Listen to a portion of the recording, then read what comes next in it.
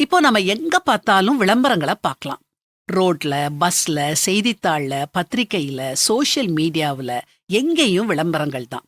திரும்ப திரும்ப ஒரு பொய்ய அழகானவங்கள வச்சு அழகா சொல்றதுனால மக்கள் நம்பிருவாங்கன்னு நினைக்கிறாங்க. அதுவும் முக்கியமா சிறு குழந்தைகளையும், வாலிப பெண்களையும், வாலிப ஆண்களையும் குறி வச்சே நிறைய விளம்பரங்கள் உருவாக்கப்படுது. பிள்ளைங்க எதை கேட்டாலும் பெற்றோர்கள் வாங்கி கொடுக்க ரெடியா இருக்கிறதுனால தான் இந்த டெக்னிக்க கையாள்றாங்க. ஒரு குறிப்பிட்ட பானத்தை தினமும் குடிக்கிறதுனால ஒரு சிறுமி ஆண்களோட கிரிக்கெட் விளையாண்டு அவங்களையே ஜெயிச்சிடுறா. வீடு கட்டுற கம்பிக்குள்ள கடவுள் இருக்காராம். அந்த காலத்துல நம்ம முன்னோர் உப்ப வச்சு பல் தேய்ச்சாங்க.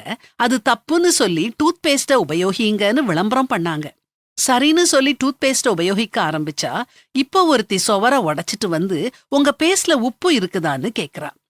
தங்க நகைய தவணை முறையில சுலபமா வாங்கிடலாம், அதுவும் ஒரு தவணைய நாங்களே கட்டுறோம்னு ஒருத்தர் ஆசை காட்ட, செம்புக்கும் தங்கத்தோட விலை கொடுத்து சேதாரம் செய்கூலின்னு அதுக்கு வேற ஒரு தொகைய கொடுத்து வாங்கிட்டு வீட்டுக்கு வந்தா உங்கள் கனவுகள் நனவாக உங்களிடம் உள்ள தங்கத்தை கொண்டு வாருங்கள், நல்ல விலைக்கு எடுக்கிறோம்னு இன்னொரு விளம்பரம்.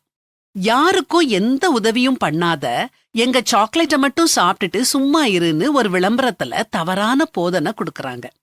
ஒரு குறிப்பிட்ட எண்ணெய வாங்கிட்டு வர சொல்லி மனைவி கணவனை கரண்டியால அடிக்கிறா. நம்ம கலாச்சாரம் என்ன ஆகுது?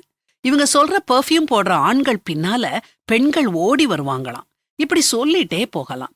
தீமையை நன்மை என்றும் நன்மையை தீமை என்றும் சொல்லி இருளை வெளிச்சமும் வெளிச்சத்தை இருளுமாக பாவித்து கசப்பை தித்திப்பும் தித்திப்பை கசப்பும் என்று சாதிக்கிறவர்களுக்கு ஐயோ அப்படின்னு வேதாகமத்துல போட்டிருக்குது.